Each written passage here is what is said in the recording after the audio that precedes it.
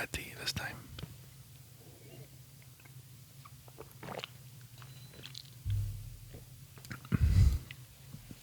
So, fun news. I have 5 subscribers. I'm gonna make a 10 subscribers special. And we'll have fun with that. Anyways, for today, I'm going to finish the favorite books. If you saw the last video, which was an hour long, if anybody sat through all that, I did cut it short and left these ones for another day because it was very late and it had already gone to an hour. So I felt it was best to cut it short and finish it later.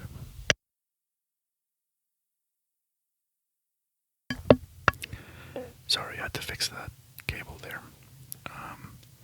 Same rules as before. Whenever I need to move something or hiccups or adjust my position, I'm going to be muting the mic. So that's kind of just like something I say in the videos. I've kind of like grown to just do it. Force of habit at this point. So to get started with part 2. Oh, that's why. Sorry, I just wanted to see. So these covers with paper. Usually I have covers of books like that over here on my wall, and I use them as decoration. But I only do it if the books themselves are like really nice, and it's like they're already artistic in the book itself. And if that's the case, then I take the cover and I just use a thumbtack to put it on the wall. It looks pretty nice. If I can, I'm gonna add a picture of that wall in this video. I already know how to do editing and stuff, but I record these straight from my tablet. Zero editing. So if I want to add a picture, I think I can do it on the tablet. If not, I might not edit it for this time.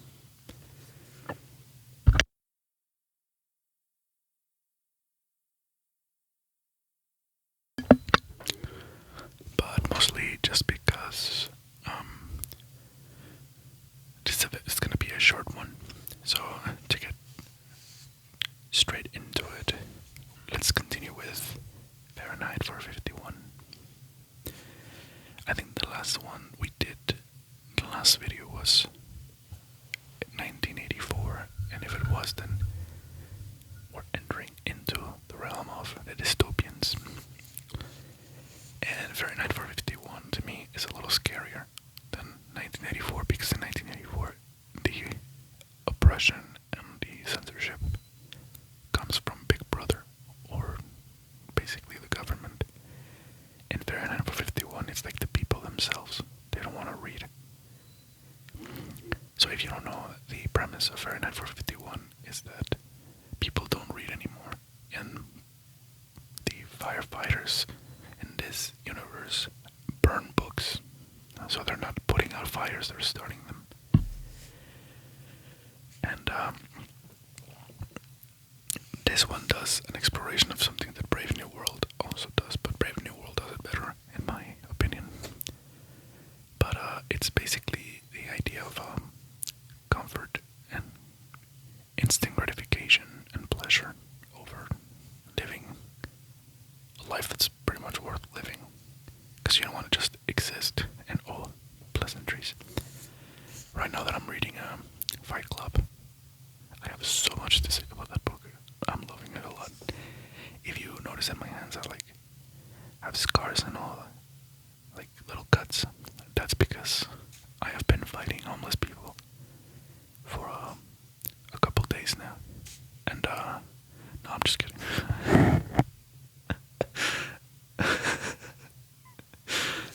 No, no, no. I haven't fought any homeless people. I just have a really bad skin, and whenever we switch from summer to winter, in that little space where the fall is, my skin just becomes a lot more sensitive, and it breaks very easily. It's sad, but yeah. Anyways, this is a video about books, not about hands. But yeah, I mean, not much that I can say about it. It's a good exploration of that idea. Although it does end on a little more hopeful note than 1984. 1984 just like, it ends completely hopeless. Let me adjust my seat again.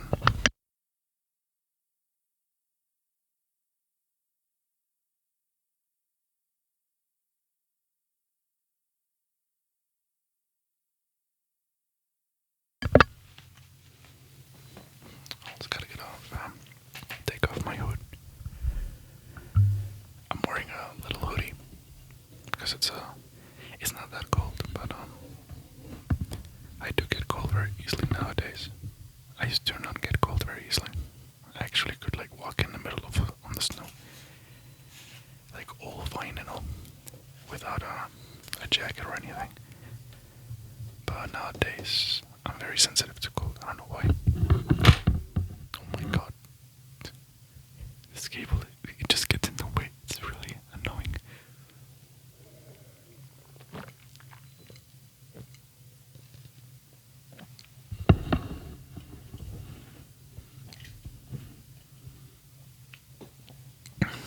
Anyways,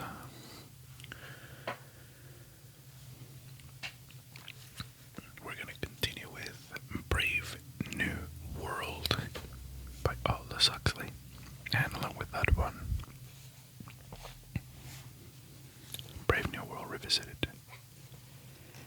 If I'm not mistaken, Brave New World Revisited was published shortly after Brave New World, and it basically just explores some of the ideas that we see in Brave New World. Like, for example, like the inspiration for some of the tactics that the government in this novel use to manipulate people. Like the idea that they will play something over and over and over while people are sleeping, like while you're just asleep, so that you can learn that while you're sleeping. And apparently it was based on something real, where they were doing experiments like that, but it didn't really go anywhere because it wasn't very reliable.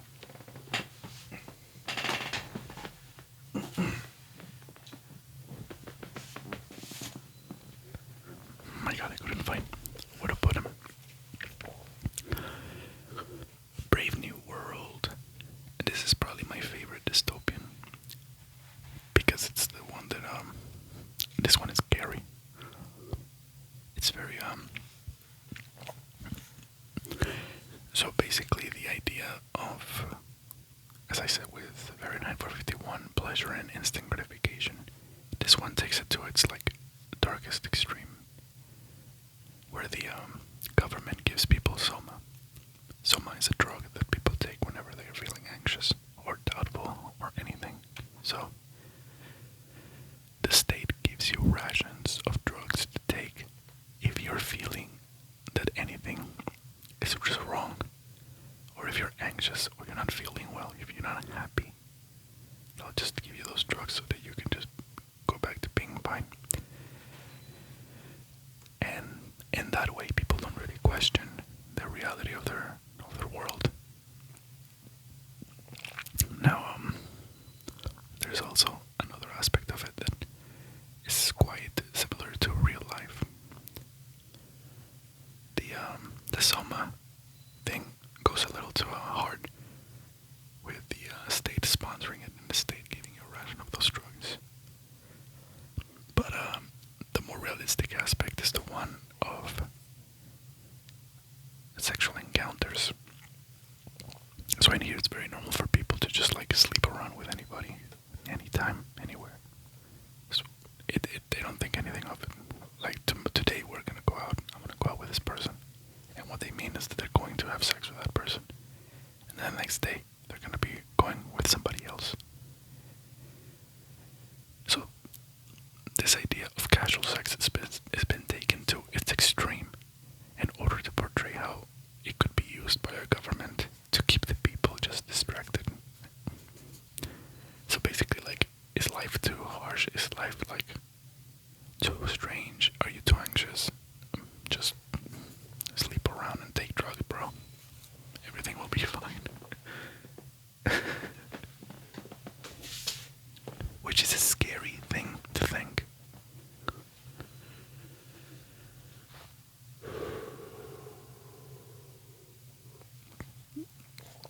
Sorry.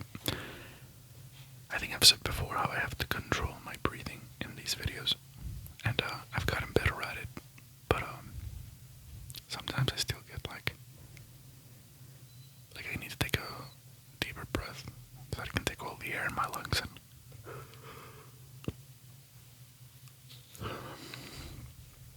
and be able to like breathe and speak normally again.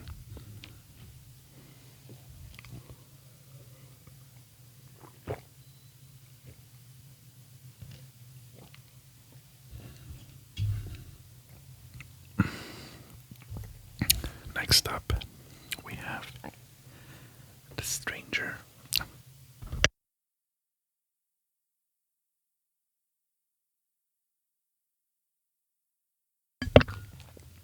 Sorry, I had to cough.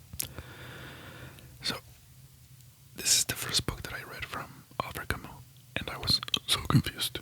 I didn't know like what was going on. Like I know what was going on, like literally, but I didn't like get like exactly what was the point of like all of the absurdity until I got more familiar with Albert Camus and I read The Myth of Sisyphus. So this one basically tells you in an essay what his philosophy was and what his ideas were. The Stranger explores them in fiction so that you can get an idea of what he's talking about in The Myth of Sisyphus. The Myth of Sisyphus, sorry. And like in The Stranger, in Exile in Kingdom, we get a bunch of short stories that he wrote. But in these ones, it's exploring the dark side of absurdism, wherein The Stranger is more like the meaninglessness of life. In Exile and Kingdom, it like takes the idea of absurdism and like looked at it under a microscope to try and dissect what the dark side of it could be, which is something important to do with philosophy because you have to be aware of not only how it can go right, because there's a lot of things that you can get from absurdism to make your life a little better or make it more bearable if you are a particularly negative person or person that suffers from negative feelings, melancholy, depression, things like that. But a lot of times people just forget to dissect that into the dark side and see like not only how it can go right, but how can it go wrong. And here in the Exile in Kingdom, we see a little bit of that. They're not all just completely just about the darkest aspect of it, but it does deal with different scenarios and situations where absurdity and life, the absurdity of life, is explored in a darker sense.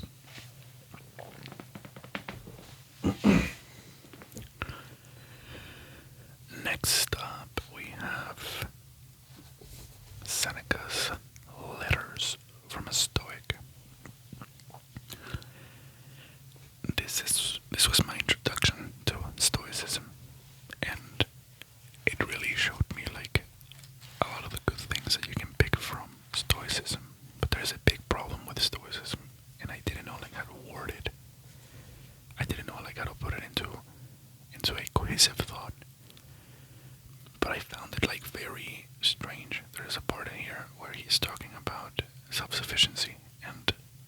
he mentions, like, for example, take a man that loses his wife and his family.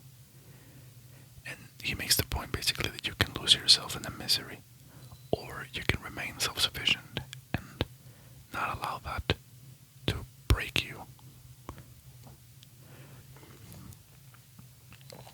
And in a way, I thought like that was like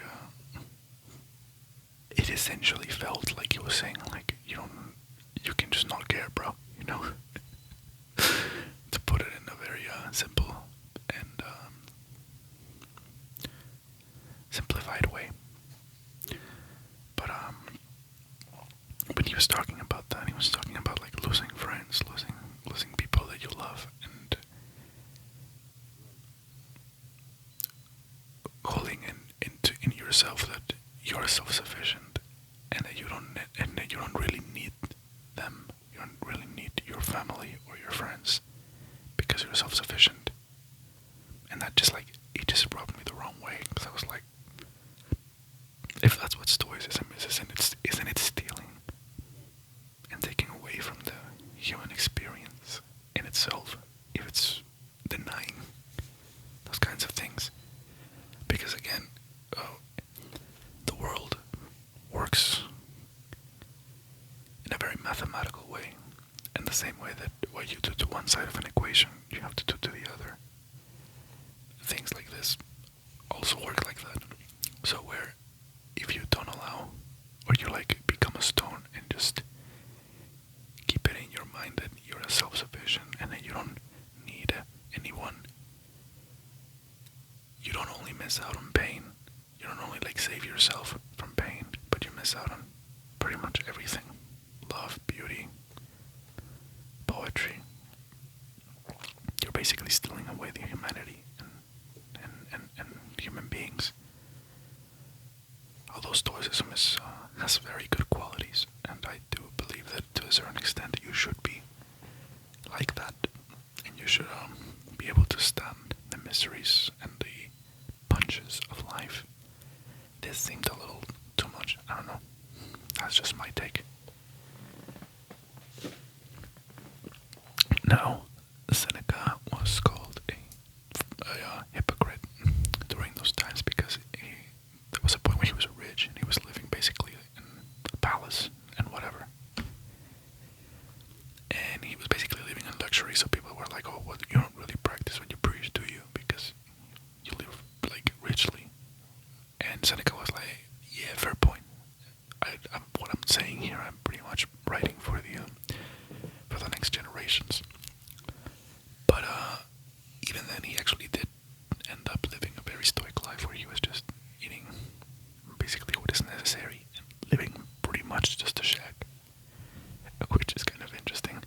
But if you want to look up to a man who really embodied stoicism in like apparently all the right ways, Marcus Aurelius' Meditations, especially because this is basically his journal. He didn't write this for you or for me. He didn't write it to make people think. He wrote it for himself. And you can tell because there's some things in here that they're like references to his day. And the notes say like nobody knows what the fuck he's talking about in here. It's just something that he wrote down about his day. So everything that Seneca talks about, Marcus Aurelius actually embodies. So this one can really help a lot to anybody if you go through hard times, especially if you know the life of Marcus Aurelius. Bro pretty much just didn't want the life that he had. Bro just wanted to read, and he ended up being the emperor in one of the most war-torn times of the Roman Empire. War-torn times. Sorry, I think I said war-torn. Oh well. We have here next up. Now we're getting into the heavy stuff. Arthur Schopenhauer on the Suffering of the World. This is a beautiful, magnificent book. It is so fun to engage and to read it slowly, take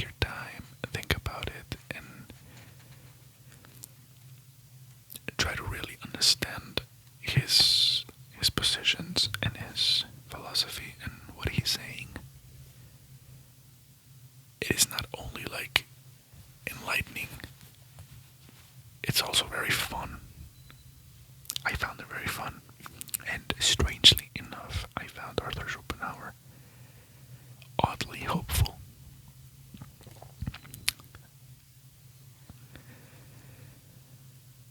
A lot of people like to call him the dark philosopher, and saying that he was very pessimistic, and he is, but there were points where I thought, wow, that's very hopeful of him. Like the whole idea that, well, we never really die, do we? Because the will, to live, and the will of life that exists us, instead of us existing as separate entities, we are experienced by that will. So when you die individually, you don't really die because the whole of human race is still alive. And in the thing in itself that you are, or how he put it, the will to live, goes on with the rest of humanity and with the rest of existence itself, because it's all the same will. That's how I understood it. If you know a little bit more about it, or you're more well versed in Schopenhauer than I am, I don't pretend to be an expert on it. That's just what I understood from what he says here. And I think I'm right. So if I'm not, then that's okay too. It's okay to be wrong. But that's how I understood it. And this one, along with Albert Camus, are some of the works that have helped shape me, like my own personal philosophy. Or not necessarily shape it, but like give it form, because I always had like similar ideas to like a lot of the things that he explores here, and a lot of the things that Albert Camus explores. Let me position myself again in a little bit of a more comfortable position.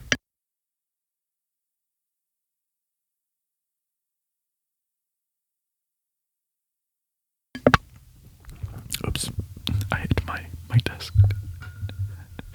But it's okay. As you can tell, oh look, just a literal intervention here. We have Krampus up here. So the video is featuring our boy Krampus, and he has a little boy kidnapped in his basket. He's gonna drag him to hell and beat the hell out of him with a stick. He's gonna Bob Ross that little boy. Just beat the devil out of it.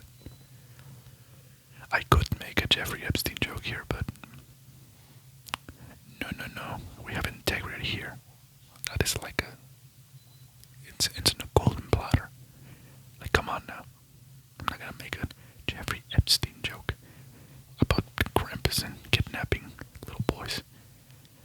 What do you think? I don't respect myself?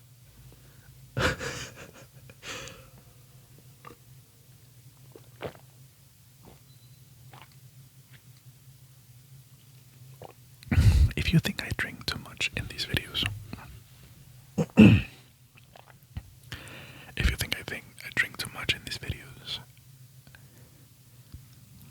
it's not that I don't drink like that usually, but like it's whispering and talking makes you thirsty.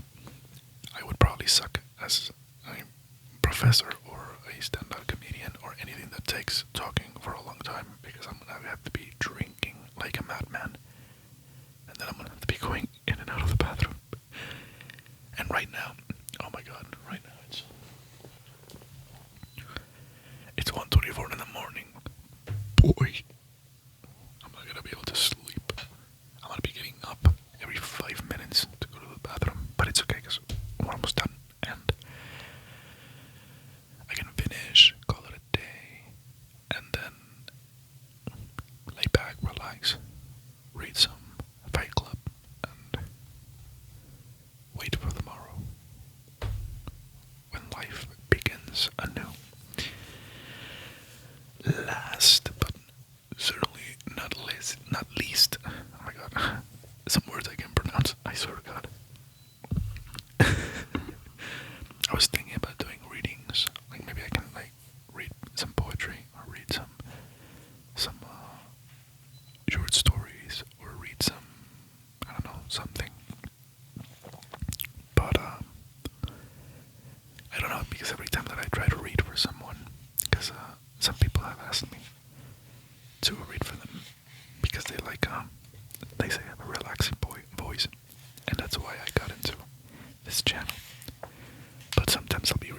and certain words, like I know how to say them, I know how they're pronounced, but I just cannot get it out. Like my tongue just gets stuck. But yeah, Arthur Schopenhauer essays and aphorisms. This one has some of the same essays as On the Suffering of the World, but it has some other essays that are not included in that one, including one of my favorite essays of Schopenhauer, which is, oh my god, where is it? The Will to Live. On Ethics. No, where is it? Damn it, I can't find it. Where are they? On Religion. On Psychology. On Aesthetics. On Law and Politics. On Ethics.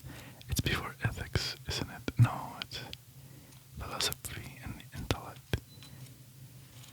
Where is it? There you go. On Women.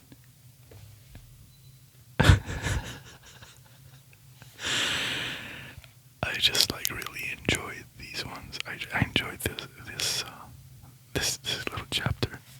This essay on women. Women are suited to being the nurses and teachers of our earliest childhood precisely because they themselves are childish, silly, and short-sighted.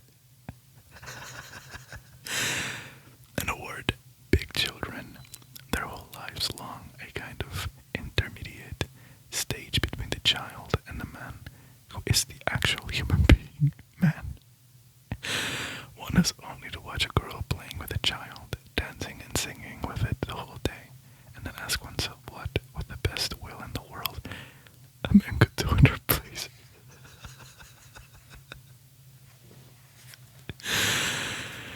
When Schopenhauer goes right, when Schopenhauer gets things right, he really gets things right, but when he gets things wrong, boy, he gets things wrong. He was also a bit of a Casanova himself as well, so he was sleeping around with a bunch of women, and it's just funny, like these ideas that people have, like all the men have about women, especially when they're that kind of man that is just going sleeping around. And it was just really funny to me. And, yeah, no, it's this idea that women are childish and silly and whatever.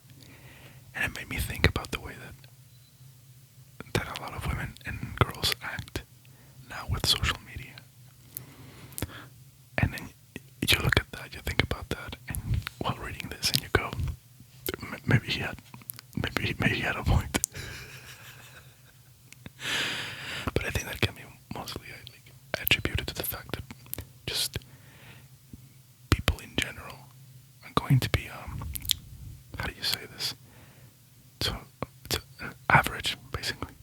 You know, there's the average intelligence and the average abilities, I suppose you could say in a way.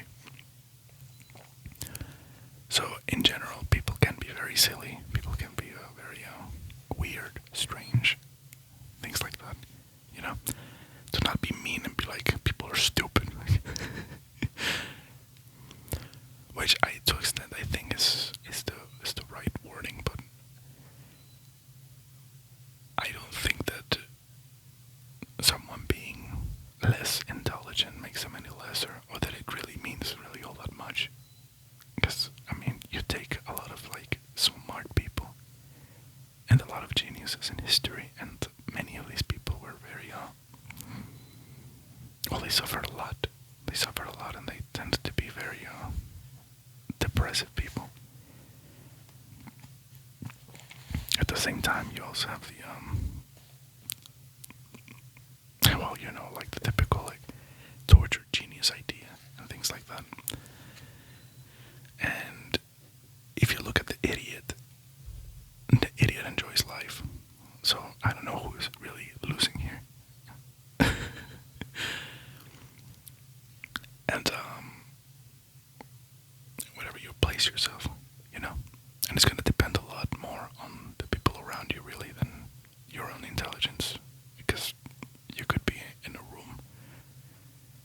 you're in a room full of people that are below average intelligence, you might be a genius in that room.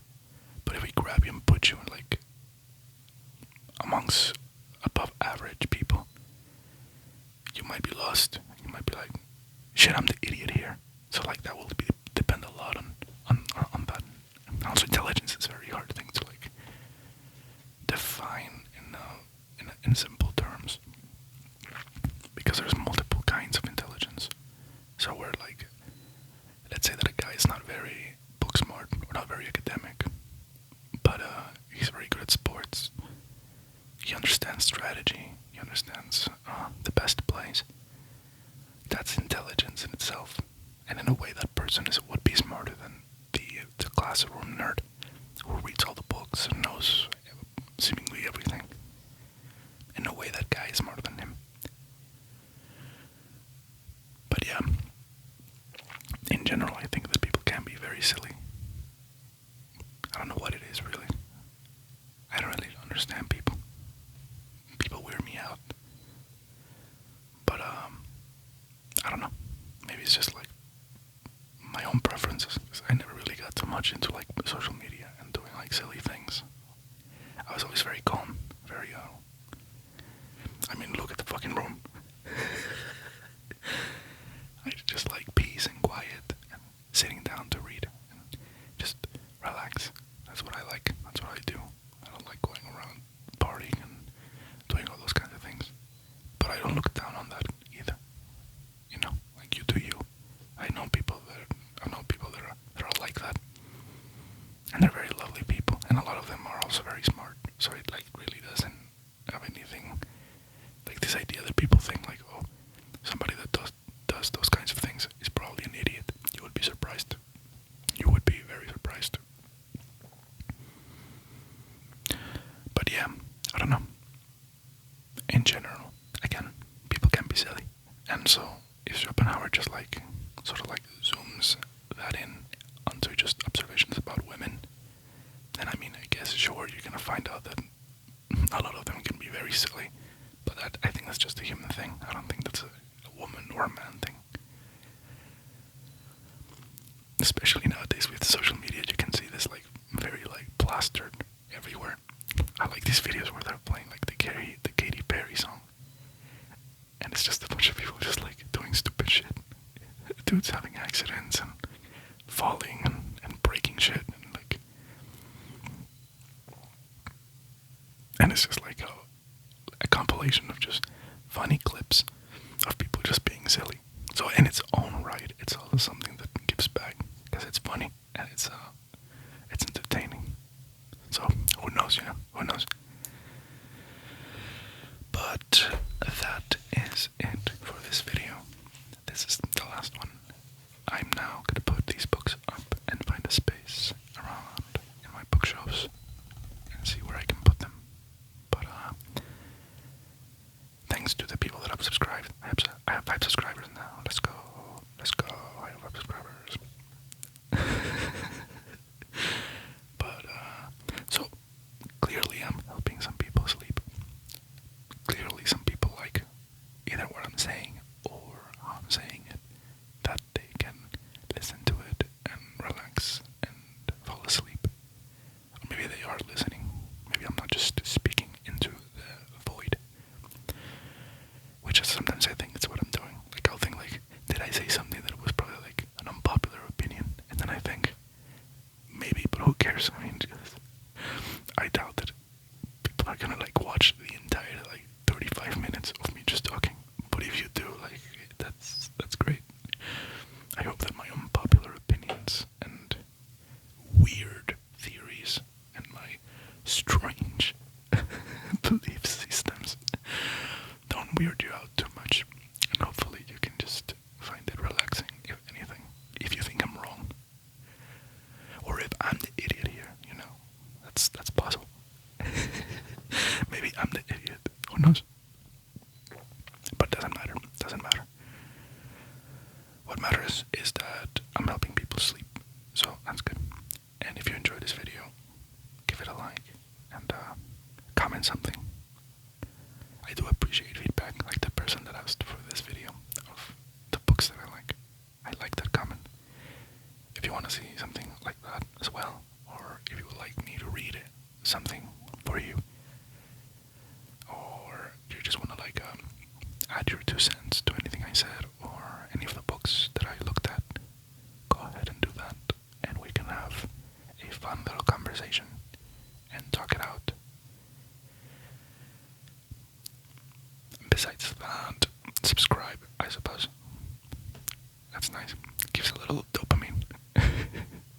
I saw 5 subscribers, and I was like, let's go, I'm just too famous.